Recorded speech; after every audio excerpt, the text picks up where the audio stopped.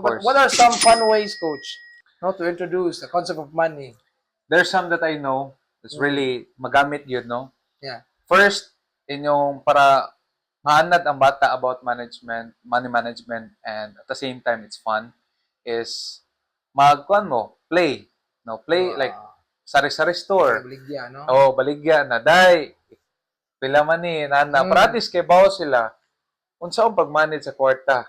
No, Yeah. kung na mo palit, okay. Kay kwarta ay hatag, so pila may isukli. Or at least kay bawo sila no kung unsay purpose sa money. Oh, yes, correct. Unsay gamit gyud niya. Kay bawo sad sila mo kwenta. No, inventory like Yes. para sa akong child nagbaligya, gipasuway na ko baligya, no? Nya among gikuan ang gibaligya na mo ato are cards. Mo ni ganas mga bata. So ako sa istorya ana, pila may palit nimo aning card. So ang 5 ka card is mura siya og gipalit na mo ato is 100 pieces for 100 pesos. Oo. So ako siya gingnan, pila man ang ato ang pwede i-price ani so that maka-kwarta ta, makaginansya. Ana siya, ako sige pa-decide. Kuan, daddy, 50 cents? Oo, 1 peso? Ako sige, nano man inana? O siya idea. So, ganan, o tsara gawas yung nauna. So, kana, na strategy ako sa itudluan. Okay, inani. Mo na yung baligya, pwede na yung baligya o 3, 4, 5 pesos. Yes. Oo, 3, 4, 5 pesos at least na kay 2 pesos ana na ganansya. Oo, so kana play money game no kanang sari-sari store. Ang uban is allowance challenge.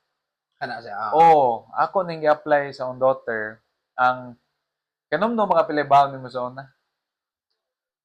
Unsa man elementary? Elementary.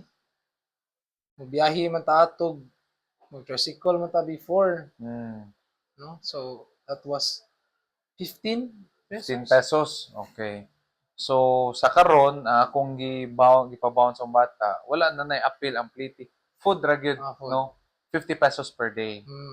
Pero ako sige tagan og 1 week. Challenge ako niya. And then, ako siyang gingnan na before ka mag-start sa imong week, taga na 250 ka Monday, save at least 20%. Oo, para sa imong ganahan. Oo, so basically, ang iyahang i-save is ang 50 pesos.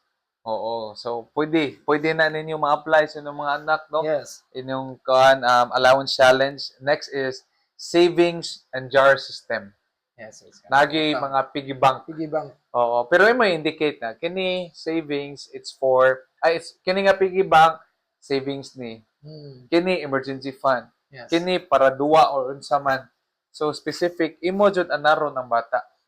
Yes, or even kaning kuan pod coach kaning you incorporate it with household chores bitaw.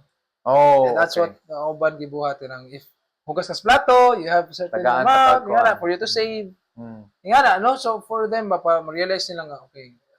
Ingani di ay kita na ang true value. True value. So in times nga nalang siyang money, so ako man hinaguan, right? So I save this, mo man reason. So ingana pwede po na ingana like household chores. Mano nga practice sila bata pa. So before you earn something, you need to work for it. Yes. Diba? So inana sad.